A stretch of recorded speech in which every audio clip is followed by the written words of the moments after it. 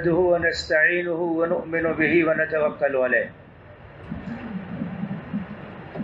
ونعوذ بالله من شرور أنفسنا ومن سيئات أعمالنا من يهده الله فلا مضل له ومن يضلل فلا هادي له وأشهد أن لا إله إلا الله وحده لا شريك له وأشهد أن محمدا عبده ورسوله اللهم صل وسلم وبارك وأنعم على عبدك ورسولك ونبيك محمد وعلى آله وأصحابه أجمعين أما بعد فأعوذ بالله من الشيطان الرجيم بسم الله الرحمن الرحيم قل هذه سبيلي أدعو إلى الله على بصيرة أنا ومن اتبعني وسبحان الله وما أنا من المشركين.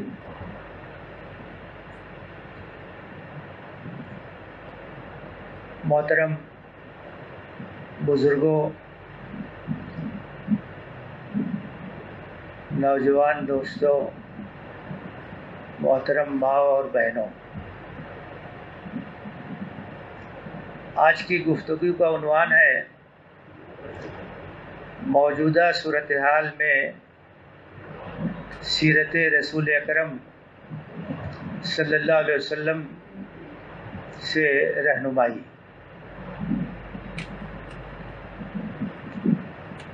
ہمارا اور آپ کا اس بات پر ایمان ہے کہ جناب محمد الرسول اللہ صلی اللہ علیہ وسلم خاتم الانبیاء ہیں۔ آپ کی ذات پر رسالت اور نبوت کا سلسلہ ختم ہو گیا اور آپ کا اسوہ حسنہ یہ قیامت تک کے لیے رہنمائی اور روشنی کا ذریعہ ہے۔ لقد کان لکم فی رسول اللہ اسوۃ حسنہ، تمہارے لیے رسول اللہ کی زندگی میں بہترین نمونہ ہے۔ آپ کی رسالت ایک عمومی رسالت ہے، آپ رسول انسانیت ہیں، تمام انسانوں کے رسول ہیں، قیامت تک کے لیے ہے۔ آپ نے جو نمونہ قائم کیا ہے وہ اسوہ حسنہ بھی ہے، اسوہ کاملہ بھی ہے، اور محفوظ ہے، مستند ہے۔ آپ کی زندگی کا ایک ایک پہلو روشن ہے، ایک کمپلیٹ رہنمائی ہے۔ جس حیثیت سے بھی آپ کی زندگی سے روشنی حاصل کرنا چاہیں، روشنی مل جائے۔ تو کسی بھی زمانے کے حالات ہوں، مسائل ہوں، اسوہ حسنہ کی روشنی میں غور کرنا چاہیے کہ اس کا حل کیا ہے۔ نبی صلی اللہ علیہ وسلم جب دنیا میں آئے اس وقت بھی بہت سے مسائل تھے، بڑی مشکلات تھیں، اور آپ نے ان کا حل پیش کیا، جدوجہد کی، محنت کی، اور دنیا کے اندر مختصر مدت میں ایک بہت بڑا انقلاب برپا کر دیا۔ ایک ایسا انقلاب برپا کیا جو فکری بھی تھا اور اخلاقی بھی تھا، سماجی بھی تھا، معاشی بھی تھا، سیاسی بھی تھا، اور اس انقلاب کے اثرات سے زندگی کا کوئی بھی شعبہ ایسا نہیں تھا جو متاثر نہ ہو۔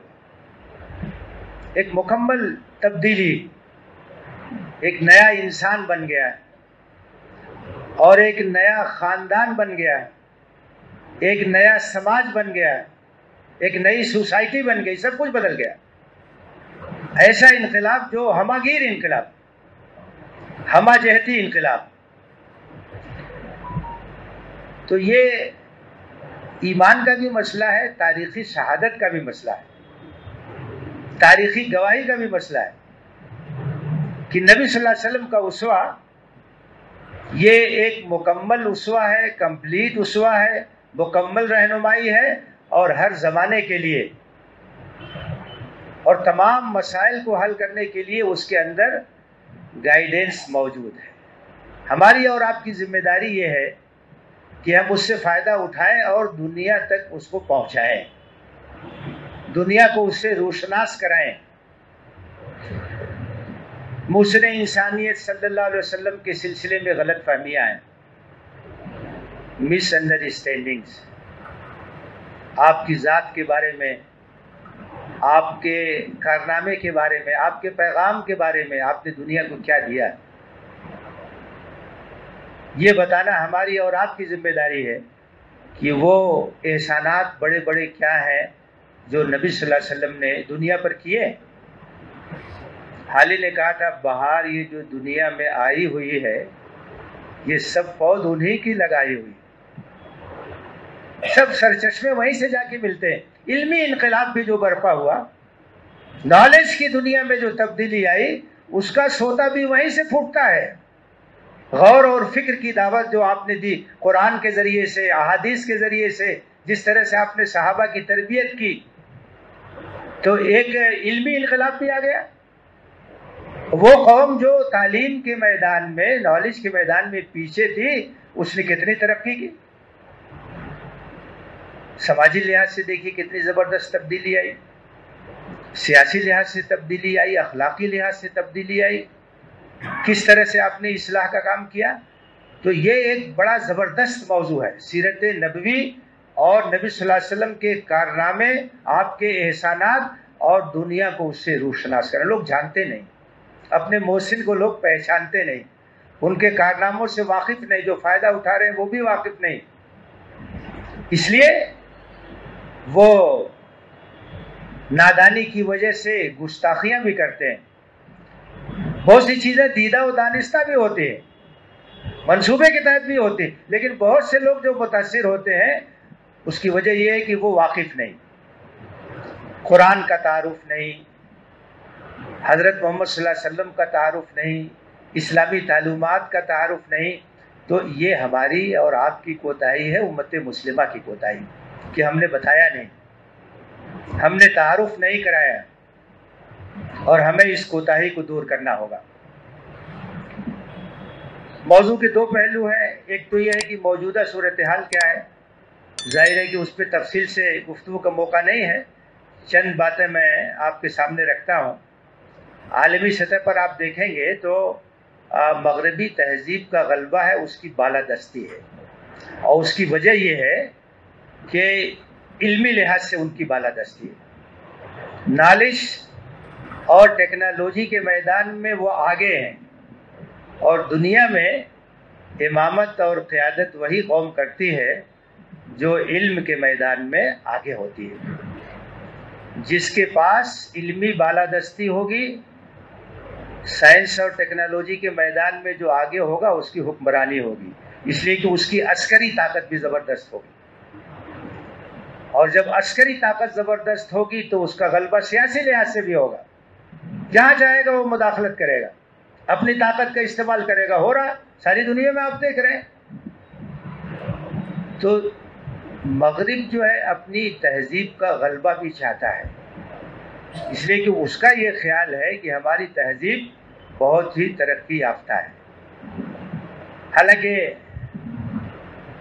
اس تہذیب کے کڑوے کسیلے پھل ساری دنیا اس کا مزہ چکھ رہی ہے، جو اس کا سرمایہ دارانہ نظام ہے، جو اس کا سماجی سسٹم ہے، جو اس کا معاشی سسٹم ہے، جس طریقے سے وہاں استحصال ہوتا ہے، سود کے اوپر جس طریقے سے مبنی ہے، اس کا نتیجہ کیا ہے کہ امیر اور غریب کے درمیان کھائی بڑھتی چلی جاتی ہے، امیر سے امیر تر ہوتا چلا جاتا ہے، اور غریب غربت کی پستیوں میں گر جاتا ہے۔ اخلاقی لحاظ سے آپ دیکھیں تو اخلاقی قدروں کا کوئی احساس ہی نہیں، سماج کے اندر عفت اور پاک دامنی، خاندانی نظام، یہ تمام چیزیں پامال ہیں، اور اس کو زبردستی ساری دنیا پر وہ غالب بھی کرنا چاہتے ہیں، مسلط بھی کرنا چاہتے ہیں۔ عالم اسلام کی صورتحال یہ ہے کہ عالم اسلام منتشر ہے، اور جب سے خلافت جیسی بھی کچھ تھی، جب سے اس کا خاتمہ ہوا، مسلمانوں کا عالمی پیمانے پر جو ایک سیاسی شیرازہ تھا وہ بکھر گیا۔ چاک کر دی ترک نادا نے خلافت کی قبا، سادگی اپنوں کی دیکھ اوروں کی عیاری بھی دیکھ۔ وہ کم سے کم ایک شیرازہ تھا، ایک طاقت تھی، ختم ہو گئی، اور اس کے بعد پھر مغربی ممالک نے قبضہ کر لیا۔ پھر آزادی بھی جب ہوئی، نہ جانے کتنے مسلم ممالک وجود میں آ گئے، اور ایسے لوگوں کو بیٹھا کے گئے جو ان کی کٹھ پتلی کا کام کر سکیں، انہی کی تہذیب کو آگے بڑھا سکیں۔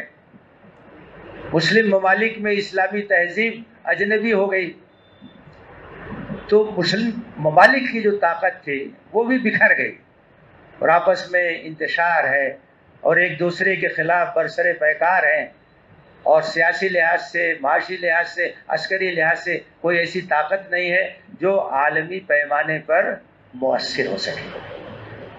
کوئی ایسا اتحاد نہیں، کوئی ایسا پلیٹ فارم نہیں۔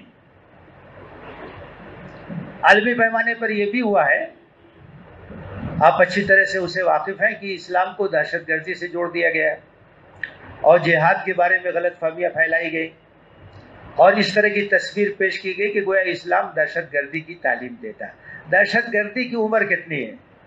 دہشت گردی کی عمر زیادہ سے زیادہ 40-50 سال ہے، اور اسلام تو 1450 سال سے اس دنیا کے اندر امن اور سکون پھیلاتا رہا ہے، اور اپنی تعلیمات کے ذریعے سے دنیا کو امن اور سکون کا گہوارہ بناتا رہا۔ اس کا اس سے رشتہ جوڑنا، جہاد کے بارے میں غلط فہمیاں پیدا کرنا، یہ سب ایک سوچی سمجھی سازش ہے، اور اس کا ازالہ ہمارے ذمے کہ ہم بتائیں جہاد کیا ہے، جہاد کا مطلب کیا ہے، قرآنی آیتوں میں جہاں جہاد کا لفظ آیا کس معنی میں آیا ہے، کیا اس کا سیاق و سباق ہے، اور ہماری تاریخ کیا ہے، اور کس طریقے سے مسلمانوں نے قرآن اور حدیث کی روشنی میں دنیا کے اندر امن قائم کرنے کی کوشش کی، انصاف قائم کرنے کی کوشش کی، سماجی لحاظ سے لوگوں کو ایک مقام پر کھڑا کرنے کی کوشش کی۔ ملکی سطح پر اگر دیکھا جائے تو یہ بڑی تشویش کی بات ہے کہ ادھر مسلسل مختلف کوششوں کے ذریعے سے ایک منافرت کا ماحول پیدا کر دیا گیا، اور ہندو مسلم کے درمیان نفرت کی دیوار کھڑی کر دی گئی، اور مسلسل اس پر کام ہو رہا ہے۔ سیاسی پارٹیاں اپنے سیاسی مقاصد کے لیے یہ کام کر رہی ہیں، اور بہت سی تحریکیں ہیں وہ اپنے عزائم کی تکمیل کے لیے یہ کام کر رہی ہیں، اور ذرائع ابلاغ بھی اسی کام میں لگے ہوئے ہیں مختلف طریقے سے، یہاں تک کہ نصاب تعلیم کے اندر بھی اس طرح کی چیزیں داخل کی گئی ہیں کہ جس سے ایک نفرت پیدا ہوتی مسلمانوں کے خلاف۔ اس کا نتیجہ یہ ہے کہ ایک اشتعال کی کیفیت ہے لوگوں کے اندر، مسلمانوں کے خلاف ایک اشتعال کی کیفیت، اور چھوٹی سی کوئی بات ہوتی ہے تو اس کے بعد پھر اس کا نتیجہ بڑا بھیانک ہوتا ہے، تشدد ہو جاتا ہے، وائلنس ہو جاتا ہے، لنچنگ ہو جاتی ہے، نہ جانے کیا کیا واقعات ہیں جو آپ دیکھتے رہتے ہیں۔ یہ ایک بہت ہی تشویش کی صورتحال ہے۔ یہ جو نفرت کا ماحول ہے، منافرت کا ماحول ہے، یہ ایک بہت بڑا چیلنج ہے، اور ایک بہت بڑا مسئلہ ہے جو ہمارے سامنے ہے۔ اسلام کے بارے میں غلط فہمیاں ہیں، عالمی سطح پہ، ملکی سطح پر ہے۔ یہ دیکھیے کتنے افسوس کی بات ہے کہ اتنے دنوں سے مسلمان اس ملک کے اندر ہیں، اسلام کا صحیح تعارف نہیں کرا سکے، اور اسلام کے بارے میں جو غلط فہمیاں ہم ان کو دور نہیں کر سکے۔ اور ہوتا یہ ہے کہ ہم بہت کچھ کام کرتے بھی ہیں تو ایسی جگہ کرتے ہیں، ایسی زبان پہ کرتے ہیں، ایسے پلیٹ فارم پہ کرتے ہیں کہ اس کا فائدہ وہ جہاں پہنچنا چاہیے وہاں نہیں پہنچتا ہے۔ برادران وطن کے اندر کام ہونا چاہیے، ان کی زبان میں کام ہونا چاہیے، ایسے ذرائع کے ذریعے کام ہونا چاہیے کہ وہاں تک بات پہنچے۔ ہم مان لیجئے کہ اردو اخبار میں آرٹیکل لکھ لیتے ہیں، مطمئن ہو جاتے ہیں، تو اردو اخبار کون پڑھتا ہے؟ جب ہندی میں، انگریزی میں، مین اسٹریم میڈیا میں اگر ہماری باتیں نہیں آئیں گی، اگر ہمارے مضامین نہیں آئیں گے، غلط فہمیوں کا ازالہ نہیں ہوگا، تو جو غلط فہمیاں وہ تو باقی رہیں گی. ہم کوئی کوشش کرتے ہیں تو اپنے درمیان کانفرنس کر لیتے ہیں, سدبھاونا کے نام پہ بھی کانفرنس کرتے ہیں, تو اس میں 99% مسلمان ہی ہے. سدبھاونا کیسے قائم ہوگی؟ بھائی چارہ کیسے قائم ہوگا؟ برادران وطن کی جب شرکت ہوگی, جب وہ لوگ موجود ہوں گے جن کے ذہن میں غلط فہمی ہے, جب اس کو ہم دور کریں گے تب تو مسئلہ کچھ حل ہوگا, ماحول بدلے گا. تو یہ جو غلط فہمیوں کو مسئلہ بہت زیادہ ہے, شریعت کے بارے میں, شرعی احکام کے بارے میں مسلسل. اب آپ دیکھیے یہ خود ایک مسئلہ ہے ملکی سطح پر کہ شریعت کو نشانہ بنایا جا رہا ہے, شریعت کو ٹارگٹ کیا جا رہا ہے, اور ایسا لگتا ہے کہ کچھ ایسا منصوبہ ہے کہ اگر ایک ساتھ یکساں سول کوڈ کی بات کی جائے گی تو مسئلہ جو ہے بہت ہی گمبھیر ہو جائے گا اور اس کے اوپر واویلا مچے گا. تو اب اس کا دوسرا طریقہ یہ اختیار کیا گیا ہے کہ عدالتوں کے ذریعے سے شریعت کے ایک ایک مسئلے کو نشانہ بنایا جائے. اس کو سمجھنے کی ضرورت ہے.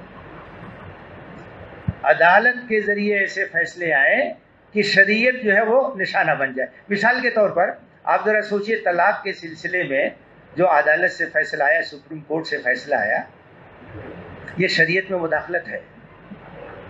ایک ساتھ اگر کسی نے 3 طلاق دیا, ناپسندیدہ چیز ہے. شرعی لحاظ سے کیا ہوگا کیا نہیں ہوگا یہ کورٹ کا مسئلہ نہیں ہے, یہ شریعت کا مسئلہ ہے. یہ تو قرآن اور سنت کی روشنی میں حل ہوگا. کوئی کورٹ نہیں اسے طے کرے گی کہ ایک ساتھ 3 طلاق دیا تو طلاق ہوا کہ نہیں ہوا. اب آپ بتائیے کہ مفتی کا کام یہ عدالت کا کام نہیں ہے, یہ تو شریعت کے ماہرین کا کام ہے. ہمارے ہاں جو اختلاف تھا وہ صرف اتنا تھا کہ اگرچہ یہ ناپسندیدہ ہے, ایک ساتھ 3 طلاق دینا ناپسندیدہ ہے, اس کو طلاق بدعت بھی کہا جاتا ہے, لیکن اختلاف یہ تھا کہ اس کو 1 مانیں گے کہ 3 مانیں گے. یہی اختلاف تھا, اس کو 1 مانا جائے کہ 3 مانا جائے. بعض مسائل میں اختلاف ہے, اس میں بھی اختلاف, جس پر جس کو اطمینان ہے عمل کرتا ہے, کوئی مسئلہ نہیں ہے یہ. اور ایسا بھی نہیں کہ بہت زیادہ ایسے واقعات ہوتے ہیں, ایسا ہوا کھڑا کیا گیا کہ گویا ہر مسلمان 3 طلاق دے رہا ہے, بہت واقعات ہو رہے ہیں. اب انہوں نے کہہ دیا کہ وہ 0 ہے. یہ تو عجیب و غریب بات ہوئی نا, نہ 1 ہے نہ 3 ہے. اب شرعی لحاظ سے تو طلاق واقع ہو گئی اور عدالت کے فیصلے کے لحاظ سے طلاق نہیں ہوئی. اب کیا صورتحال بنے گی؟ یہ شریعت میں مداخلت ہے.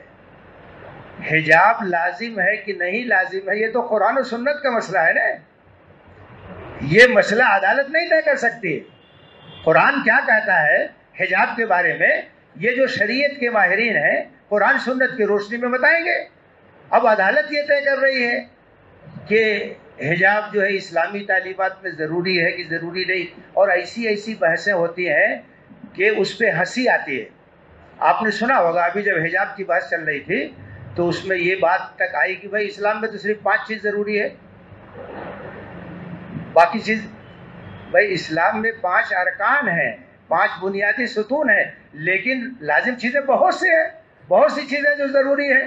وہ تو قرآن اور سنت کی روشنی میں طے ہوگا کہ کیا چیز ضروری ہے.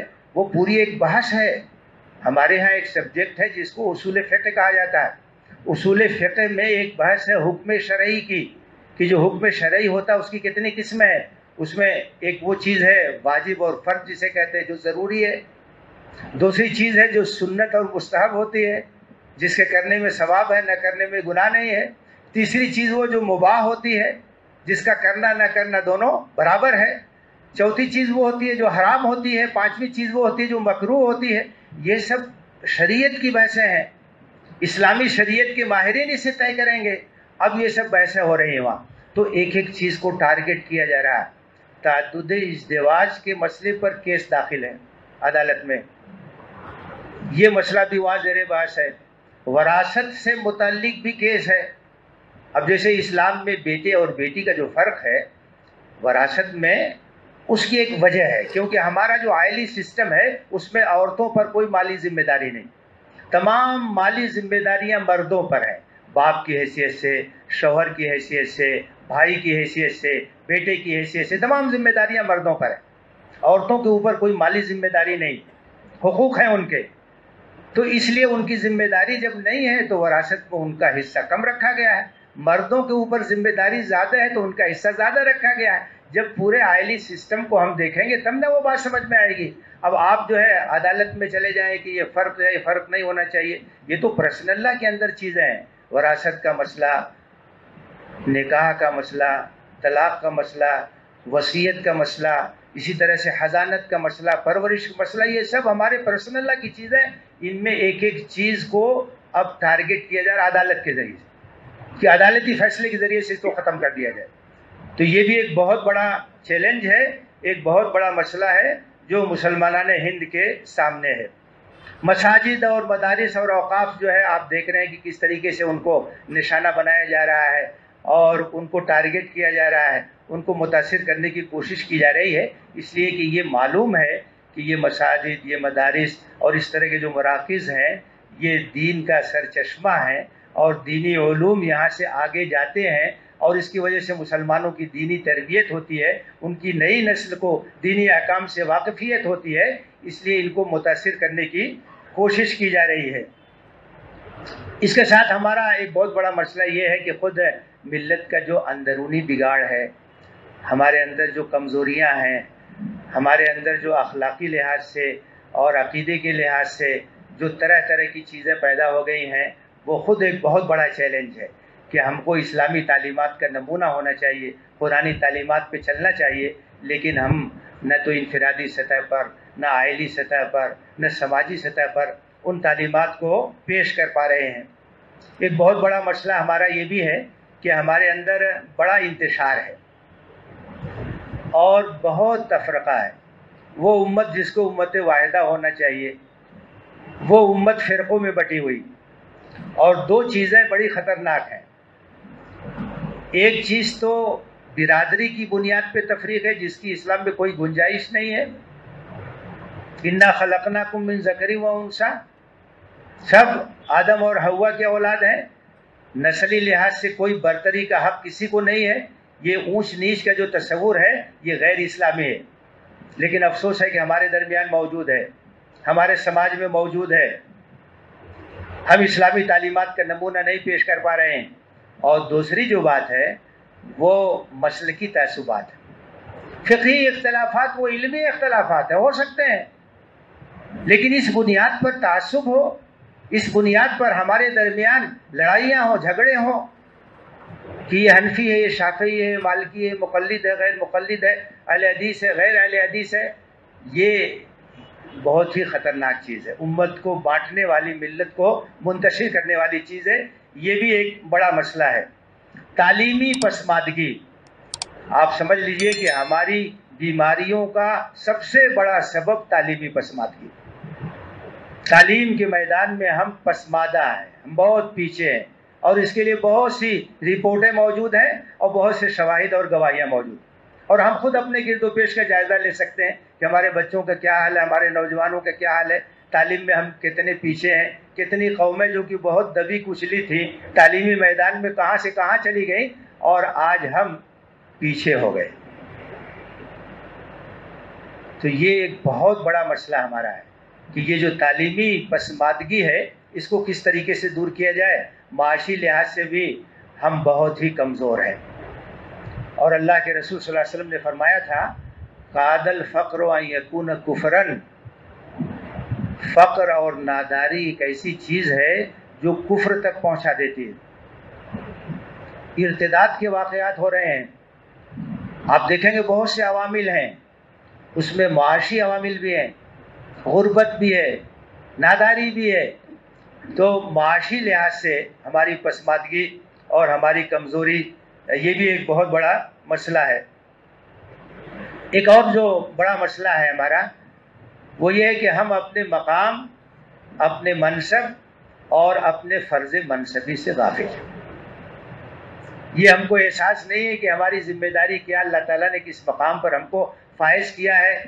کنتم خیر امت اخرجت للناس، بہترین امت جو تمام انسانوں کی فلاح و بہبود کے لیے پیدا کی گئی، اور اس کا کام ہے کہ اللہ کے دین کو اللہ کے بندوں تک پہنچائے۔ امر بالمعروف نہی عن المنکر کا فریضہ انجام دے، شہادت حق کا کام کرے، اللہ کے دین کو قائم کرنے کی جدوجہد کرے. تو یہ شعور جو ہے امت کے اندر بحثت امت یہ بالکل سے مفقود ہے. عام قوموں کی طرح سے ایک قوم ہے دنیا کی جدوجہد میں لگے ہوئے ہیں، وائے ناکامی متائے کارواں جاتا رہا، کارواں کے دل سے احساس ضیاء جاتا رہا. یہ احساس نہیں ہے کہ ہم کیا ہیں، ہماری ذمہ داری کیا، کس کے بارے میں ہم سے اللہ تعالیٰ کے یہاں سوال جواب ہوگا، کیا جواب دیں گے ہم. تو اپنے مقام اور منصب سے غفلت اور اس سے کوتاہی یہ بھی ایک بہت بڑا مسئلہ ہے. اس طرح کے بھی اب مسائل کھڑے ہو گئے ہیں یا سوالات قائم کیے جاتے ہیں کہ مسلمان کیا دے رہے ہیں، اس ملک کو کیا دے رہے ہیں. وہ ایک بوجھ بن گئے ہیں. حالانکہ مسلمان تو ایک نفع بخش قوم کا نام جو ساری انسانیت کو فیض پہنچانے والی قوم ہوتی ہے، جس سے سب لوگوں کو فائدہ ہوتا ہے، ہر میدان میں اس کی وجہ سے ترقی ہوتی ہے. اس کی پہچان یہ ہونی چاہیے. آج ہماری پہچان یہ ہو رہی ہے کہ ہم ایک بوجھ بنتے جا رہے ہیں، ہمارے بارے میں یہ سوالات ہو رہے ہیں کہ ہم کیا دے رہے ہیں. تو صورتحال کے چند پہلو ہیں جو میں نے اختصار سے آپ کے سامنے رکھے ہیں. اب جو اصل بات ہے وہ یہ ہے کہ تدارک کے لیے اس صورتحال میں ہمیں کیا کرنا چاہیے اور سیرت رسول کی روشنی میں ہمارے لیے کیا رہنمائی ہے اور ہمارے لیے کیا گائیڈنس ہے. ان حالات میں ہماری ذمہ داری کیا بنتی ہے اور کس طرح سے ہم ان ذمہ داریوں کو ادا کر سکتے ہیں. اس میں سب سے پہلی جو چیز ہے اللہ کے رسول صلی اللہ علیہ وسلم کی زندگی سے جو ہم کو ملتی ہے وہ ہے کہ ہمیں ایمانی جذبہ جگانے کی کوشش کرنی چاہیے. اپنی قوم کے اندر دینی بیداری پیدا کرنے کی کوشش کرنی چاہیے. آپ نے سب سے زیادہ توجہ جس چیز پہ دی، آپ جب آئے دنیا کے اندر اور رسالت کے مقام پر فائز کیے گئے تو اس وقت سیاسی مسائل بھی تھے، معاشی مسائل بھی تھے، سماجی مسائل بھی تھے، لیکن آپ نے موضوع بحث جس چیز کو بنایا وہ عقیدے کو بنایا. آپ نے توحید کا عقیدہ لوگوں کے سامنے پیش کیا اور یہ کہا کہ یا ایھا الناس قولوا لا الہ الا اللہ تفلحوا. اس بنیاد پر آپ نے اپنی تحریک شروع کی، ایمان کی بنیاد پر اور عقیدے کی بنیاد پر، توحید کا عقیدہ، آخرت کا عقیدہ اور رسالت کا عقیدہ. یہ بنیاد ہونی چاہیے، اسی پر تمام اصلاحات ہوں گی. جتنی اصلاحات ہوں گی وہ عقیدے ہی کی بنیاد پر ہوں گی. اور اس بات کو یاد رکھنا چاہیے کہ دور اول میں جس طرح سے اصلاح کا کام ہوا تھا ہر دور میں اسی طریقے سے اصلاح کا کام ہوگا.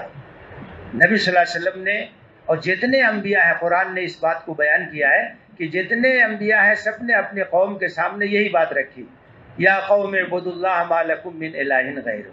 اے میری قوم کے لوگوں، ایک اللہ کی بندگی کرو، اس کے علاوہ تمہارا کوئی معبود نہیں. اسی بنیاد پر آپ نے لوگوں کو اکٹھا کیا. جن لوگوں نے آپ کی دعوت کو قبول کیا آپ نے ان کی تربیت کی، ان کا تزکیہ کیا. دینی لحاظ سے، عقیدے کے لحاظ سے مضبوط کرنا ملت کو یہ بہت ضروری ہے. اس کے بغیر کوئی بڑی تبدیلی نہیں آ سکتی. اس کے بغیر حالات پہ اصلاح کا کام نہیں ہو سکتا ہے. اسی بنیاد پر ہوگا. ہم کو جو عزت ملے گی دین کی بنیاد پر ملے گی، ایمان اور عقیدے کی بنیاد پر ملے گی. حضرت عمر ابن خطاب رضی اللہ تعالیٰ عنہ جب بیت المقدس کی فتح کے موقع پر وہاں گئے تو آپ جانتے ہیں کہ وہ بھی ایک تاریخی سفر تھا، کس طرح سے آپ نے سفر کیا. اور وہاں جب پہنچے معمولی کپڑے تھے، راستے میں کہیں پانی تھا، آپ نے اپنا ازار اٹھایا. وہاں جب لوگ استقبال کے لیے آئے ہوئے تھے تو انہوں نے کہا کہ امیر المومنین یہاں بہت سارے لوگ منتظر ہیں، آپ کا انتظار کر رہے ہیں، وہ لوگ کیا تاثر لیں گے، کیا رائے قائم کریں گے. تو انہوں نے ایک تاریخی بات کہی تھی. حضرت عمر بن خطاب رضی اللہ تعالیٰ عنہ انہوں نے کہا نحن قوم اعزنا اللہ بالاسلام فمہما ابتغینا العزت من غیرہ اذلنا اللہ، کہ ہم ایک ایسی قوم ہے جس کی کوئی حیثیت نہیں تھی، ہمیں جو عزت ملی اسلام کی وجہ سے ملی، ایمان کی وجہ سے ملی ہے، اور اگر کسی دوسرے راستے سے ہم عزت تلاش کریں گے تو اللہ ہم کو ذلیل اور رسوا کر دے گا۔ ہماری عزت ایمان میں ہے، ہماری عزت اللہ کے دین سے وابستگی میں ہے، ہماری عزت اپنے عقیدے سے مضبوطی کے ساتھ تمسک میں ہے، اللہ پر، آخرت پر، رسالت پر ہمارا ایمان مضبوط ہونا چاہیے، اور ہماری نئی نسلوں کا ایمان مضبوط ہونا چاہیے۔ تو اس پر پوری توجہ دینے کی ضرورت ہے کہ دینی بیداری پیدا ہو قوم کے اندر، ملت کے اندر دین سے تعلق مضبوط ہو، ایمانی اور اخلاقی لحاظ سے ہمارے اندر جو بگاڑ پیدا ہو گیا ہے اسے دور کرنے کی ضرورت ہے۔ یہ دوسرا کام جس کو ہم اصلاح کا کام کہہ سکتے ہیں، اور اللہ کے رسول صلی اللہ علیہ وسلم نے فرمایا ہے من رأى منکم منکرا فلیغیرہ بیدہ فإن لم یستطع فبلسانہ فإن لم یستطع فبقلبہ وذلک اضعف الایمان۔ کوئی بھی برائی دیکھو اس کو طاقت سے مٹانے کی کوشش کرو، اور اگر طاقت سے نہیں مٹا سکتے ہو تو زبان سے اس کے خلاف بولو، اور اگر کسی وجہ سے زبان کا استعمال بھی نہ ہو سکتا ہو تو دل میں تو اس کے خلاف نفرت ہونی چاہیے، اور یہ عزم اور ارادہ ہونا چاہیے کہ جیسے میرے اندر طاقت ہوگی میں زبان کا بھی استعمال کروں گا، طاقت کا بھی استعمال کروں گا، برائی سے سمجھوتا نہیں کرنا چاہیے۔ تو یہ اپنے سماج کو، اپنے گھر کو، اپنے خاندان کو بنانا اور اسلامی تعلیمات کا نمونہ بنانے کی کوشش کرنا، یہ دوسرا کام ہے جو ہمیں کرنا چاہیے۔ بہت سی خرابیاں پیدا ہو گئی ہیں، دینی لحاظ سے دیکھیں تو بدعات اور خرافات جو ہے وہ پیدا ہو گئی ہیں، اخلاقی لحاظ سے آپ دیکھیں تو کتنا بگاڑ ہمارے اندر آ گیا ہے، امانت اور دیانت اور صداقت اور یہ سب چیزیں جو ہے کس طریقے سے رخصت ہوتی جا رہی ہیں، ہمارے معاملات اس طرح کے نہیں ہیں جس طرح کے معاملات ہونے چاہیے ایک مسلمان کے، تو اس کی اصلاح بہت ضروری ہے، اور اللہ کے رسول صلی اللہ علیہ وسلم نے اس کی بہت عمدہ مثال دی ہے۔ آپ نے ایک حدیث میں بتایا ہے کہ ایک سماج کے اندر کچھ لوگ اللہ کے حدود پر قائم رہتے ہیں، کچھ لوگ قائم نہیں رہتے۔ ان کی مثال ایسے ہی ہے کہ جیسے سمندر کے سفر میں لوگ جا رہے ہوں اور سمندر کا پانی کا جہاز ہے اس کے اوپر سفر کر رہے ہوں، کچھ لوگ اوپر کی منزل میں ہوں، کچھ لوگ نیچے کی منزل میں ہوں، اور نیچے کے لوگ بار بار آتے ہیں اپنی ضروریات کے لیے، پانی کے لیے، اوپر والوں کو تکلیف ہوتی ہے تو نیچے والوں نے سوچا کہ لاؤ نیچے ہی سوراخ کر کے یہیں سے پانی نکال لیں۔ اب وہ کلہاڑا لے کے اور اس میں سوراخ کرنے لگے۔ اگر اوپر والے آ کر کے ان کو نہیں روکیں گے تو جہاز میں سوراخ ہوگا، اور سوراخ ہوگا تو اس میں پانی آئے گا، پانی آئے گا تو نیچے والے بھی ڈوبیں گے، اوپر والے بھی ڈوبیں گے۔ یہی حال ہے ہمارے سماج کا، یہی حال ہمارے معاشرے کا، ہم سب ایک ہی جہاز کے سوار ہیں۔ جہاز اگر کنارے جائے گا تو سب لوگ کنارے لگیں گے، اور جہاز اگر ڈوبے گا تو سب لوگ ڈوب جائیں گے۔ اس لیے یہ نہیں کہ ہم سے کیا مطلب، یہ نہیں ہونا چاہیے، ہم کو سب سے مطلب رکھنا چاہیے، ہم کو اصلاح کی کوشش کرنی چاہیے، ہم کو اپنے بھائیوں کو سمجھانا چاہیے، جو بگاڑ ہے اس کو دور کرنے کے لیے جدوجہد کرنا چاہیے۔ یہ بہت بڑی ذمہ داری ہے کہ ہم مسلم سماج کو اسلامی تعلیمات کا نمونہ بنائیں، اس لیے کہ اسی سے تو اسلام کا تعارف ہوتا ہے، اسی سے لوگ اسلام کے بارے میں رائے قائم کرتے ہیں۔ تو اگر ہم اصلاح کا کام نہیں کریں گے، سماج کو سدھارنے کا کام نہیں کریں گے تو غلط میسج جاتا رہے گا اور اسلام کے بارے میں غلط فہمیاں پیدا ہوتی رہیں گی۔ تیسرا کام جو کرنا ہے ہمیں، اور اللہ کے رسول نے بہت زور دیا اس پر، وہ تعلیمی بیداری اور تعلیمی ترقی کا کام۔ اسلام میں علم کی غیر معمولی اہمیت، اور یہاں تک آپ نے فرمایا ہے کہ علم کا حاصل کرنا یہ تو فرض ہے، یہ کوئی اختیاری چیز نہیں ہے، یہ فرض ہے، لازم ہے۔ اور ایک بار آپ نے تقریر کیا مدینے میں، آپ نے کہا کہ لوگوں کو کیا ہو گیا ہے کہ وہ اپنے پڑوسیوں سے سیکھتے نہیں، علم نہیں حاصل کرتے۔ انہیں چاہیے کہ اپنے پڑوسیوں سے سیکھیں، اور اگر وہ نہیں سیکھیں گے تو میں ان کو سزا دوں گا۔ پھر آپ نے کہا کہ لوگوں کو کیا ہو گیا ہے کہ وہ اپنے پڑوسیوں کو سکھاتے نہیں۔ انہیں چاہیے کہ وہ اپنے پڑوسیوں کو سکھائیں ورنہ میں ان کو سزا دوں گا. تو تبصرہ ہونے لگا کہ کس کی طرف اشارہ ہے؟ تو صحابہ نے کہا کہ قبیلہ اشعر کی طرف اشارہ ہے. وہ لوگ پڑھے ہوئے ہیں، تعلیم یافتہ ہیں، اور ان کے پڑوس میں دیہاتی لوگ رہتے ہیں، تو اسی کی طرف آپ نے اشارہ کیا ہے. چنانچہ ان لوگوں نے رجوع کیا. آپ نے کہا کہ ہاں. آپ ذرا یہ سوچئے کہ 1450 سال تعلیم کو لازمی قرار دینے کا تصور اللہ کے رسول صلی اللہ علیہ وسلم نے دیا، اختیاری چیز نہیں ہے. اور دونوں طرف آپ نے بتایا کہ ایک طرف تو ان لوگوں کو سیکھنا چاہیے اور جو لوگ صاحب علم ہیں ان کو سکھانا چاہیے. سکھانا بھی ضروری ہے اور سیکھنا بھی ضروری ہے. اس ملت سے ہمارا تعلق ہے. ہم تعلیم میں پسماندہ ہیں، ہم تعلیم میں پیچھے ہیں. ہائی اسکول تک جاتے جاتے نہ جانے کتنے بچے ہیں جو چھوڑ دیتے ہیں تعلیم. اعلیٰ تعلیم میں کتنے لوگ پہنچتے ہیں. معیاری تعلیم ہمارے محلوں میں نہیں ہے، ہمارے علاقوں میں نہیں. اور یہ بات ماہرین کہتے ہیں کہ تعلیمی پسماندگی کا سب سے بڑا سبب یہ ہوتا ہے کہ اگر کسی کمیونٹی کے اندر، اس کے محلوں میں، اس کی آبادی میں پرائمری اور پری پرائمری تعلیم کا اچھا نظم نہ ہو، تعلیم میں پیچھے رہ جائے. کیونکہ جب بنیاد ہی نہیں ہوگی تو آگے کوئی کیسے جائے گا؟ اصل تو بنیاد ہے. خشت اول چو مہد معمار کج، تا ثریا می روت دیوار کج. معمار نے اگر پہلی اینٹ ٹیڑھی رکھ دی، ثریا تک وہ دیوار چلی جائے سیدھی نہیں ہو سکتی. سب سے زیادہ جو اہمیت ہے وہ ابتدائی تعلیم کی ہے. پرائمری سے نیچے بھی پری پرائمری کی اہمیت ہے. ماہرین کہتے ہیں کہ 3 سال سے کہ 6 سال تک بچہ بہت کچھ سیکھ لیتا ہے. اس کی شخصیت کا ایک وہ نقش اول قائم ہو جاتا ہے. اس وقت کوئی رہنمائی نہیں، اس وقت کوئی گائیڈنس نہیں، اس وقت کوئی انتظام نہیں، تو آگے جا کر کے وہ مضبوط کیسے ہو سکتا ہے؟ اس پر توجہ دینی چاہیے، اس کے اوپر محنت کرنی چاہیے کہ ہر محلے میں مسجدوں سے متصل، مسجدوں کے اندر جہاں جہاں ہمارا نظم ہے، ہم ابتدا ہی سے تعلیم کا اچھا نظم کریں، اچھی رہنمائی کریں، مضبوط بنیاد فراہم کریں. تعلیمی لحاظ سے ملت کو متوجہ کرنے کے لیے نیچے سے محنت کرنی ہوگی. کوئی ضروری نہیں کہ بڑی بڑی کانفرنسیں ہوں تبھی کام ہوگا. آپ اپنے محلے سے کام کیجئے، آپ اپنے گرد و پیش سے کام شروع کیجئے، اپنی مسجد سے کام شروع کیجئے. اللہ کا شکر ہمارے پاس بہت مساجد ہیں اس ملک کے اندر. ان مساجد کو مسجد نبوی کے طرز پر تعلیم کا بھی مرکز بنائیے.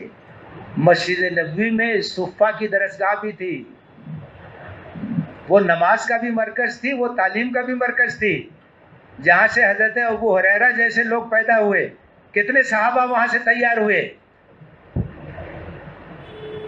جو ہمارے مدارس ہیں، اب تو دیکھیے بہت سی باتیں آ رہی ہیں، اچھی اچھی باتیں آ رہی ہیں کہ مدارس کے نصاب پہ بھی غور ہونا چاہیے اور اس کے اندر بھی اصلاحات کی ضرورت ہے. یہاں تک اب بات آئی ہے دارالعلوم کی طرف سے کہ ہائی اسکول تک جو ہے وہ لازمی ہے، ہائی اسکول تک جو ہے وہاں تعلیم دی جائے گی اور داخلے کے وقت بھی اس کا لحاظ کیا جائے گا، اس کے امتحانات کا انتظام کیا جائے گا. جو مدارس کی افادیت ہے اس کو بڑھانے کے لیے یہ بہت ضروری ہے کہ دینی تعلیم کے ساتھ ساتھ وہاں عصری تعلیم کا بھی انتظام کیا جائے اور کم سے کم ہائی اسکول کی سطح تک تمام چیزیں فراہم کی جائیں. اس کے بعد جس کو اسلامیات میں تخصص کرنا وہ ادھر جائے گا، کہیں اور جانا ہو تو راستہ اس کے لیے کھلا رہنا چاہیے. اس کے ساتھ ساتھ ہمارے بچے جو اسکولوں میں پڑھتے ہیں، کالجز میں پڑھتے ہیں، ان کی دینی تعلیم اور تربیت کا نظم ہونا چاہیے. وہ شبینہ مدارس کے ذریعے ہو سکتا ہے، وہ مساجد میں رات کے کلاسز کے ذریعے ہو سکتا ہے. کیرلا میں یہ سسٹم ہے، آپ معلوم کیجئے گا کہ جو بچے اسکولوں میں پڑھتے ہیں وہ صبح یا شام کے وقت اپنے محلے کی مسجد میں ان کے لیے نظم ہے، وہاں ان کی دینی تعلیم ہوتی ہے. تو وہ جو خلا رہ جاتا ہے دینی تعلیم کا، اس کو پر کرنا ضروری ہے. تو مدارس میں بھی اصلاح کی ضرورت ہے اور ہمارے بچے جو اسکولوں میں جا رہے ہیں، کالجز میں جا رہے ہیں، ان کو دینی تعلیم سے آراستہ کرنے کی ضرورت ہے. چوتھا جو کام ہے وہ سیاسی اور معاشی استحکام کی طرف بھی ہمیں توجہ دینی چاہیے. سیاسی لحاظ سے دیکھیے تجربہ یہ بتاتا ہے کہ چاہے وہ نام نہاد سیکولر لوگ ہوں چاہے دوسرے لوگ ہوں، سب نے ہمارا استحصال کیا ہے اور ہمارے مسائل پہ سنجیدگی کے ساتھ کسی نے کوئی توجہ نہیں دی۔ اس کا حل کیا ہو؟ ظاہر ہے کہ ایک جمہوری ملک میں ہم رہتے ہیں اور جمہوری ملک میں اپنی حفاظت کے لیے، اپنے حقوق کی حفاظت کے لیے یہ بھی بہت ضروری ہے کہ سیاسی طاقت بھی ہو ہمارے پاس، سیاسی لحاظ سے بھی ہمارا پریشر ہو، سیاسی لحاظ سے بھی ہماری بات سنی جائے، تو اس پر بھی توجہ دینے کی ضرورت ہے۔ اور یہ جو معاشی فیکٹر یہ بہت اہم، اس بات کی کوشش ہمیں کرنی چاہیے کہ قوم کو معاشی لحاظ سے آگے بڑھانے کی کیسے کوشش کی جائے، لوگوں کو کیسے روزگار سے لگایا جائے، بلا سودی قرض اسکیمیں ہونی چاہیے، اس طرح کے فنڈز ہونے چاہیے کہ آپ لوگوں کو روزگار سے لگا سکیں۔ جو بزنس مین ہیں، جو کاروباری لوگ ہیں، ان کا ایک سسٹم ہو اجتماعی کہ کاروبار کو آگے بڑھانے کے لیے، نئے لوگوں کو اور آگے مضبوط کرنے کے لیے کس طرح سے ان کی رہنمائی کی جائے، تجربات سے کس طرح سے ان کو مستفید کیا جائے، ایسا سسٹم ہمارے اندر ہونا چاہیے۔ اسی ملک کے اندر آپ دیکھیں بہت سی اقلیتیں ایسی ہیں، تعداد میں بہت کم ہیں لیکن معاشی لحاظ سے بہت مستحکم ہیں، اس لیے کہ ان کے اندر کمیونٹی کو آگے بڑھانے کا جذبہ پایا جاتا ہے، شعور پایا جاتا ہے کہ اپنے قوم کے لوگوں کو کیسے آگے بڑھایا جائے۔ یہ چیز ہماری قوم کے اندر پیدا ہونی چاہیے تاکہ تجارتی لحاظ سے، معاشی لحاظ سے ہم اپنی قوم کو مستحکم کر سکیں۔ غربت ایک بہت بڑا مسئلہ ہے اور اس کی وجہ سے بہت پیچیدگی پیدا ہوتی، اس لیے ہمیں معاشی استحکام کے لیے اور اس کی ترقی کے لیے ہمیں کوشش کرنی چاہیے۔ ایک اور جو مسئلہ ہے جس پر توجہ دینے کی ضرورت ہے وہ ہے تفہیم شریعت کا مسئلہ۔ شریعت کیا ہے اور شریعت کس طریقے سے یہ انسانوں کے لیے فائدہ مند ہے، یہ بات بتانے کی ضرورت، اور برادران وطن کے اندر یہ بات جانی چاہیے، اس لیے کہ آپ جانتے ہیں ہماری پوری کی پوری شریعت کا جو منشا ہے وہ ہے انسانوں کو نفع پہنچانا، نقصان سے بچانا۔ پوری شریعت کا دار و مدار اسی پر، جو احکام بھی ہیں سب انسانوں کی مصلحت کے لیے۔ تو جو احکام شریعت ہے اس کی تفہیم کی ضرورت ہے، اس کو بتا۔ جیسے طلاق ہی کا مسئلہ ہے، اگر کسی وجہ سے خوشگوار تعلقات قائم نہیں رہ سکتے ہیں تو پھر خوش اسلوبی کے ساتھ رشتے کو ختم کرنا چاہیے، ورنہ دوسری قباحتیں شروع ہو جائیں گی۔ تو قرآن نے اس کی اجازت دی، اسلام نے اس کی اجازت دی، بتانے کی ضرورت ہے طلاق کیوں ہے، اس کا استعمال کس طرح سے ہونا چاہیے۔ الطلاق مرتان فإمساک بمعروف او تسریح بإحسان، وراثت کے احکام کی حکمت اور اس کی مصلحت کیا ہے۔ تعدد ازدواج ہی کا مسئلہ ہے، کن شرائط کے ساتھ ہے، کیا اس کے ساتھ قیود لگی ہوئی ہے، کیا اس کی حکمتیں ہیں، کیا اس کی مصلحتیں ہیں۔ نبی صلی اللہ علیہ وسلم نے ایک سے زیادہ شادیاں کی تو اس کی حکمتیں کیا تھیں، اس کی مصلحتیں کیا تھیں۔ تو یہ سب چیزیں بتانے کی ضرورت ہے، تفہیم شریعت کی ضرورت خود مسلمانوں کے اندر بھی ہے۔ ہم اگر اپنے شرعی احکام اور ان کی حکمتوں سے واقف ہوں گے تو ہم اپنے برادران وطن کو بھی سمجھا سکتے ہیں۔ تو یہ واقفیت ہونی چاہیے، اس طرح کے کیمپ لگنے چاہیے جہاں شرعی احکام، ان کی حکمتیں، ان کی مصلحتیں، ان کے اسرار، ان کے رموز کو بتایا جائے، سمجھایا جائے، اس کی بھی بڑے پیمانے پہ ضرورت ہے۔ ایک اور جو چیز ہے، آپ دیکھیے ہماری سب سے بڑی طاقت دعوت ہے۔ اللہ کے رسول صلی اللہ علیہ وسلم کے بارے میں قرآن مجید نے اعلان کیا اور بہت ہی واضح الفاظ میں اعلان کیا، قل ھذہ سبیلی، سورہ یوسف کی آیت ہے۔ اے نبی اعلان کر دیجئے، کہہ دیجئے کہ یہ میرا راستہ ہے، یہ میرا طریقہ ہے۔ کیا ہے؟ ادعو الی اللہ علی بصیرۃ، میں پورے اطمینان کے ساتھ اللہ کی طرف بلا رہا ہوں۔ انا ومن اتبعنی، میں بھی بلا رہا ہوں اور جو میرے متبعین ہیں وہ بھی بلا رہے ہیں۔ وہ سبحان اللہ، اللہ پاک ہے، وما انا من المشرکین، وہ میں مشرکین میں سے نہیں۔ تو نبی صلی اللہ علیہ وسلم کی سنت کی رہنمائی یہ ہے، اور نبی صلی اللہ علیہ وسلم کا اسوہ ہمیں یہ بتاتا ہے کہ ہمارا جو بنیادی کام ہے، اصل کام ہے وہ دعوت کا کام، اور یہ دعوت کا کام بھی علی وجہ البصیرت ہونا چاہیے۔ علی وجہ البصیرت کا مطلب یہ ہے کہ ہماری علمی تیاری ہونی چاہیے، ہمارا مطالعہ ہونا چاہیے، اسلام کا بھی مطالعہ ہو اور باطل کا بھی مطالعہ ہو، ایک تقابلی مطالعہ ہونا چاہیے تاکہ ہم اسلام کو ایک متبادل نظام زندگی کی حیثیت سے پیش کر سکیں۔ اگر ہم اسلامی نظام کی بات کرتے ہیں تو ہمیں موازنہ کر کے یہ بتانا ہوگا کہ اسلام ان مسائل کو کیسے حل کر سکتا ہے. جیسے غربت ہی کا مسئلہ ہے، یہ تو بہت بڑا مسئلہ ہے، اور تمام لوگوں کی سیاست اسی بنیاد پہ چلتی ہے کہ ہم غربت کا خاتمہ کریں گے اور غریبی کو ہٹائیں گے. یہ نعرہ کتنے دنوں سے چل رہا ہے. اسلام غربت کو کیسے ختم کرتا ہے؟ اسلام غریبی کے مسئلے کو کیسے حل کرتا ہے؟ اللہ کے رسول صلی اللہ علیہ وسلم نے اس مسئلے کو کیسے حل کیا؟ خلفائے راشدین کے زمانے میں یہ مسئلہ کیسے حل کیا گیا؟ اسلامی دور حکومت میں کس طریقے سے حل کیا گیا؟ ہمارے پاس کیا کیا چیزیں ہیں؟ کس طرح سے انفاق کا جذبہ ابھارا جاتا ہے؟ زکوٰۃ ہمارے لیے ضروری ہے، صدقات ہیں، خیرات ہیں، بیت المال کا نظام ہے، غریبوں کو مختلف طریقے سے اوپر اٹھانے کے لیے اسکیمیں ہیں. پوری اسلامی تعلیمات ہے، پورا ایک سسٹم ہے. اسلام کا ایک معاشی سسٹم ہے، اسلام کا ایک اخلاقی سسٹم ہے، اسلام کا ایک پولیٹیکل سسٹم ہے، پورا ایک کمپلیٹ سسٹم آف لائف ہے. تو یہ اگر ہمارے پاس مطالعہ نہیں ہوگا تو ہم کسی کو قائل کیسے کریں گے؟ دعوت کا کام اللہ کے رسول صلی اللہ علیہ وسلم نے اعلیٰ وجہ البصیرت انجام دیا ہے، شرح صدر کے ساتھ کہ اسلام حق ہے، اس کو ثابت کرنا ہے. اور اسلام کے علاوہ جو نظام ہے وہ دنیا کے مسائل کو حل نہیں کر سکتے ہیں. یہ بات ہمیں ثابت کرنی ہوگی دلائل کے ساتھ، شواہد کے ساتھ، تاریخی گواہیوں کے ساتھ. حضرت عمر ابن عبدالعزیز رحمۃ اللہ علیہ کے زمانے میں صورتحال یہ تھی، اتنی معاشی خوشحالی تھی کہ زکوٰۃ لے کے لوگ تلاش کرتے تھے اور مستحقین نہیں ملتے تھے. اسلام نے غربت کے مسئلے کو حل کیا ہے. یہ صرف دعوے کی بات نہیں ہے بلکہ تاریخ کی شہادت اس کے ساتھ موجود ہے. تو اس سسٹم کو سمجھانا ہوگا. امت کے اندر یہ دعوتی شعور پیدا کیجیے، یہ کام کیجیے. ہر مسلمان داعی ہے اور ہر مسلمان کے پاس اسلام کا پیغام ہے اور اسے محنت کرنی چاہیے کہ اسلام کا پیغام پیش کر سکے. چاہے مرد ہو چاہے عورت ہو، اپنے اپنے دائرہ کار میں انہیں یہ کام کرنا ہے. ملت کے اندر اگر دعوتی شعور پیدا ہو جائے تو ہم غلط فہمیوں کا ازالہ کر سکتے ہیں، غلط فہمیوں کو دور کر سکتے ہیں. اور اس کے لیے یہ بات بھی بہت ضروری ہے کہ برادران وطن سے ہمارے سماجی روابط ہونے چاہیے، اجنبیت نہیں ہونی چاہیے.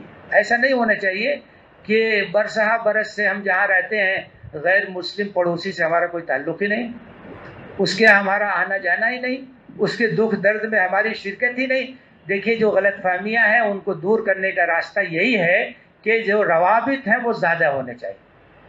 اللہ کے رسول صلی اللہ علیہ وسلم نے سب سے رابطہ رکھا، سب لوگوں سے سماجی طور پر مربوط رہے. آپ نے دکھ درد میں شرکت کی، یہ اسوہ ہے آپ کا، یہ آپ کا طریقہ ہے. تو ہمیں سماجی روابط کو بہت مضبوط رکھنا چاہیے. ان سے تعلقات کو بنائیے، ان کے ہاں آنا جانا رکھیے. بیمار ہو جائیں مزاج پرسی کیجیے، مدد کی ضرورت ہو مدد کیجیے، حال چال لیجیے. دیکھیے کس طرح سے حالات بدلیں گے. دیکھیے اسلام میں جو پڑوسی کا حق ہے اس میں مسلم غیر مسلم کی تفریق نہیں. پڑوسی کا حق ہے چاہے مسلم ہو چاہے غیر مسلم ہو، اس کا حق ادا کیجیے. اور بہت زیادہ اس پر زور دیا گیا ہے. اس کے ساتھ ایک اور چیز جو بہت ضروری ہے اور ایک بہت بڑا چیلنج ہے، وہ نسل نو کی ایمانی تربیت ہے. یہ جو بچے ہیں اللہ کی امانت ہے ہمارے ہاتھ میں، ان کے مستقبل کو بنانا اور ان کو اللہ کا صالح بندہ بنانا، ان کی ایمانی تربیت کے بغیر یہ نہیں ہو سکتا ہے. بچپن ہی سے اس بات کی کوشش ہونی چاہیے. اس کے لیے بہت ضروری ہے کہ ہماری خواتین گھروں میں دینی ماحول بنائیں، ایمانی ماحول بنائیں، روحانی ماحول بنائیں، کہ اس ماحول میں جس بچے کی تربیت ہوگی اس کے اندر اللہ کی محبت پیدا ہوگی، رسول کی محبت پیدا ہوگی.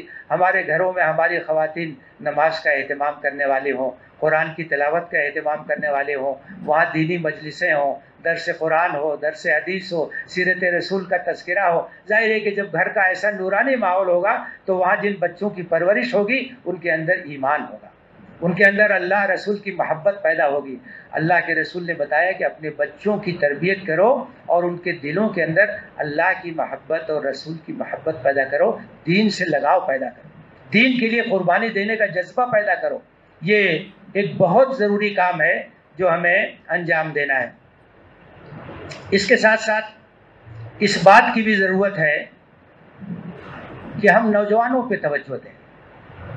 نوجوان یہ بہت بڑی طاقت ہے، اور اللہ کے رسول صلی اللہ علیہ وسلم کے اسوے کو جو ہم دیکھتے ہیں تو ہمیں معلوم ہوتا ہے کہ صحابہ کرام رضوان اللہ تعالی علیہم اجمعین کی جو اکثریت تھی وہ نوجوانوں پر مشتمل تھی. اکثریت نوجوانوں پر مشتمل تھی. آپ نے نوجوانوں کو تیار کیا، ان کے اندر اسلام کی محبت پیدا کر دی، اور ان کے اندر اسلام کے لیے قربانی دینے کا جذبہ پیدا کر دیا، اور انہوں نے ہر طرح کی قربانی دی. آپ جانتے ہیں کہ نوجوان جتنی قربانی دے سکتا ہے تو بزرگ اتنی قربانی نہیں دے سکتے ہیں. بزرگ تو رہنمائی کریں گے، سرپرستی کریں گے، لیکن قربانی اور محنت اور جدوجہد یہ تو جوان ہی دیتا ہے. جوانی کے اندر توانائی ہوتی ہے، طاقت ہوتی ہے، قوت ہوتی ہے، حوصلہ ہوتا ہے. اور جتنے انقلابات دنیا کے اندر آئے ہیں ان تمام انقلابات میں بنیادی رول جو ہے نوجوانوں کا، ان کی قربانیوں کا ہے. ہمارے نوجوان بہت قیمتی ہیں. ہمارے نوجوانوں کے اندر بھی صلاحیتیں بہت ہیں، ٹیلنٹ بہت ہے. ان کو صحیح رخ دینے کی ضرورت ہے. ان کو ان کے لحاظ سے ظاہر ہے کہ ان کی اپنی ایک نفسیات ہوتی ہے، اس کے لحاظ سے ان کو ایکٹیویٹیز دینی ہوگی، سرگرمیاں دینی ہوگی، کس میدان میں تمہیں کام کرنا، کس طریقے سے کام کرنا ہے. وہ میڈیا کا استعمال کر سکتے ہیں، وہ سوشل میڈیا کا استعمال کر سکتے ہیں، وہ طرح طرح سے اسلام کو آگے بڑھانے کے لیے، فروغ کے لیے کام کر سکتے ہیں. نوجوانوں کی طاقت بہت بڑی طاقت، ان کی قوت بہت بڑی قوت. ان کو صحیح رخ دینا یہ اللہ کے رسول صلی اللہ علیہ وسلم کا اسوہ. آپ نے نوجوانوں کو تیار کیا اور آپ نے بشارت دی کہ حشر کے میدان میں جب عرش الہی کے علاوہ کوئی سایہ نہیں ہوگا، جن خوش نصیب لوگوں کو عرش الہی کا سایہ نصیب ہوگا اس میں ایک قسم کون سی ہوگی؟ شاب نشأ فی عبادت اللہ. ایسے نوجوان جو جوانی میں اللہ کی عبادت کرتے ہیں، اپنی جوانی اللہ کے دین کے لیے قربان کرنے کے لیے تیار ہو جاتے ہیں. یہ جذبہ آپ نے پیدا کیا، یہ جذبہ پیدا کرنے کی ضرورت ہے، اور ان کی طاقت کو، ان کی صلاحیت کو استعمال کرنے کی ضرورت ہے. ایک اور کام جس پر ہمیں توجہ دینی چاہیے وہ ہر سطح پر خدمت خلق کا کام. اسلام نے خدمت خلق کو بہت بڑی عبادت قرار دیا ہے اور اللہ کا قرب حاصل کرنے کا بہت بڑا ذریعہ ہے. اللہ کے نزدیک محبوب وہ ہے جو اللہ کے بندوں کی مدد کرتا ہے، اللہ کے بندوں کی خدمت کرتا ہے. تو خدمت کا جو جذبہ ہے یہ کوٹ کوٹ کے بھرنا چاہیے ہماری ملت کے افراد کے اندر. لوگوں کے کام آئیں، کس طرح سے ہم ان کی خدمت کر سکتے ہیں.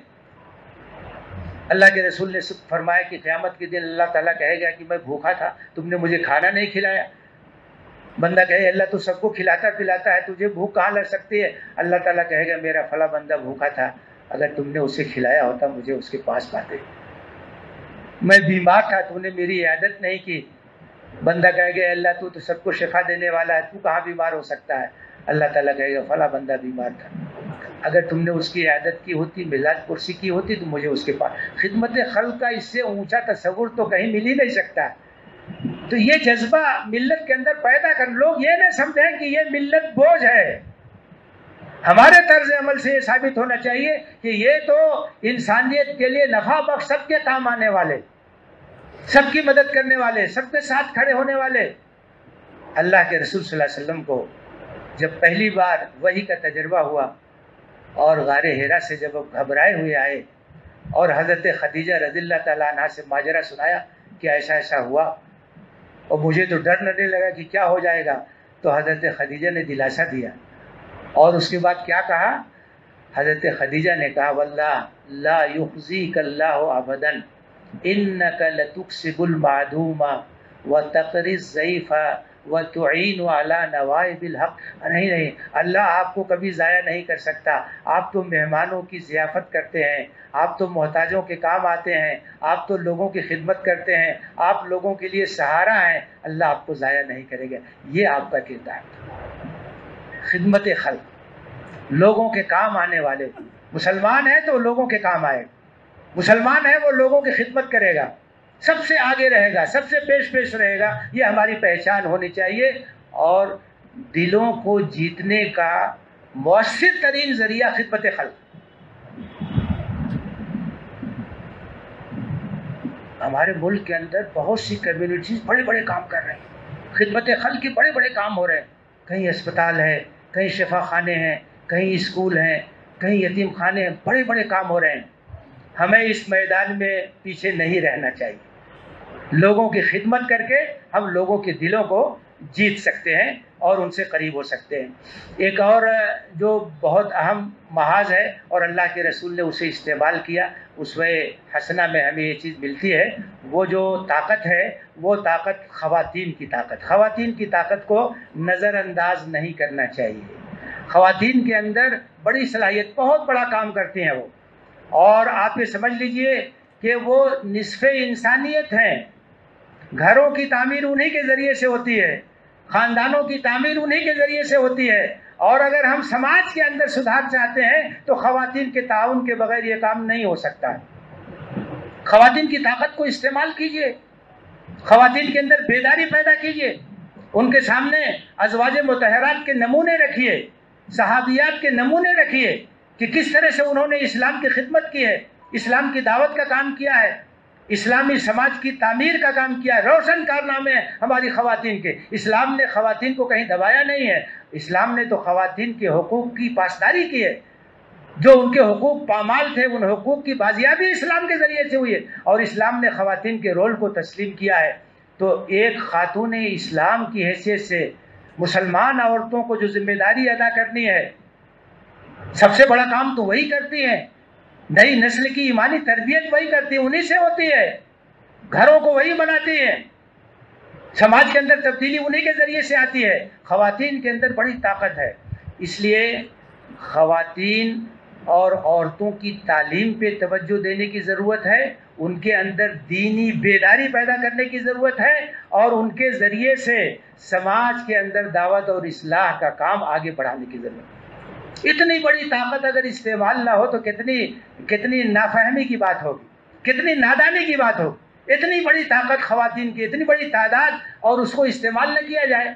آپ دیکھیں تو جتنی تحریکیں ہیں دنیا کے اندر اس میں خواتین کا بڑا رول ہوتا ہے. اسلامی تحریک کے اندر بھی ہونا چاہیے، مسلمانوں کے اندر بھی ہونا چاہیے. ہماری خواتین کی ایک تاریخ ہے تو ان کو اسوہ صحابیات سے آشنا کیجیے، خواتین اسلام کے کارناموں سے آشنا کیجیے، کیسی کیسی خدمات انہوں نے انجام دی. تو خواتین کی طاقت کو استعمال کرنا یہ بھی بہت ضروری ہے. اور ایک آخری بات کہہ کے میں اپنی بات کو ختم کروں گا کہ ایک بہت بڑا مسئلہ یہ بھی ہے، ہمارے سماج میں علماء کا بہت اثر ہے، مدارس کا بہت اثر ہے، اور علماء کی خدمات بھی ہیں. علماء سے بھی رابطہ بڑھانے کی ضرورت ہے، اور ان سے بھی یہ درخواست کرنے کی ضرورت ہے کہ جن مسائل سے ہم دوچار ہیں، ان مسائل کو حل کرنے کے لیے آپ کے تعاون کے بغیر ہم پیچھے رہ جائیں گے. بہت بڑی طاقت ہے، سماج پر اثرات ہیں. مساجد کے ائمہ ہیں، مدارس کے مدرسین ہیں، دارالقضاء کی ذمہ داران ہیں، یہ ہمارے جو علماء ہیں یہ بہت بڑی طاقت ہے. تو ان سے گزارش یہی کرنی ہے کہ بھائی اللہ کے رسول صلی اللہ علیہ وسلم نے فرمایا ہے کہ العلماء ورثۃ الانبیاء، کہ انبیاء کے وارث علماء ہیں. بہت بڑی ذمہ داری ہے.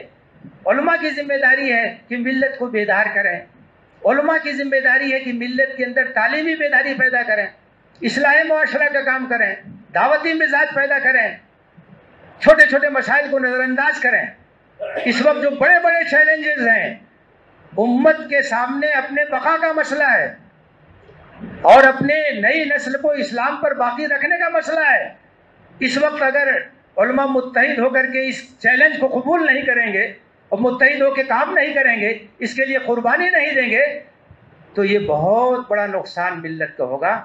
تو علماء سے روابط بڑھانے کی ضرورت ہے، ان کا تعاون حاصل کرنے کی ضرورت ہے، ان سے درخواست کرنے کی ضرورت ہے کہ آپ کے تعاون کے بغیر یہ جو ہمارا خواب ہے یہ شرمندہ تعبیر نہیں ہو سکتا ہے. غیر معمولی رول ہے. ارباب مدارس سے بھی ہمیں درخواست کرنی چاہیے کہ جو نوجوانوں کی ٹیم وہاں سے تیار ہو رہی ہے اس کا مزاج کیسا ہونا چاہیے، کن مسائل سے ملت دوچار ہے، اس کے لحاظ سے ان کو تیار کیجئے، ان کا مزاج بنائیے دعوتی اور اصلاحی، اور وہ امت کے اندر اتحاد کی فضا پیدا کر سکیں، آگے بڑھ سکیں. اس کی جو ہے کوشش کرنی چاہیے. اور یہ بات بہت ضروری ہے کہ ملت بے حوصلہ نہ ہو، حالات کیسے بھی ہوں۔ ملت کے حوصلے کو باقی رکھنا، اس کے یقین کو قائم رکھنا، اللہ پر اس کے توکل کو مضبوط بنانا، یہ بہت ضروری ہے۔ اس لیے کہ اگر حوصلہ نہیں ہوگا تو کوئی قوم آگے نہیں بڑھ سکتی ہے۔ ایسی باتیں نہیں ہونی چاہیے جس سے کہ ملت اپنے حوصلوں کو کھو دے، پس ہمتی اس کے اندر پیدا ہو جائے۔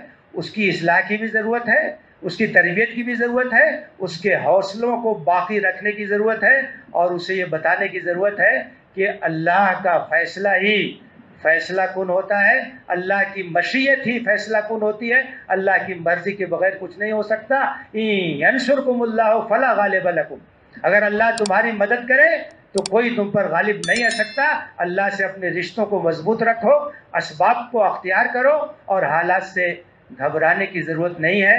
میں مطمئن ہوں، اگرچہ خراب ہے ماحول، خزاں کے بعد کا موسم بہار ہوتا ہے۔ اللہ سے دعا ہے کہ ان حالات میں ہمیں اپنی ذمہ داریوں کو سمجھنے کی توفیق دے، ادا کرنے کی توفیق دے، اور ملت کو آگے بڑھانے کے لیے ہر طرح کی قربانی کی توفیق دے۔ آمین۔ وآخر دعوانا ان الحمد للہ رب العالمین۔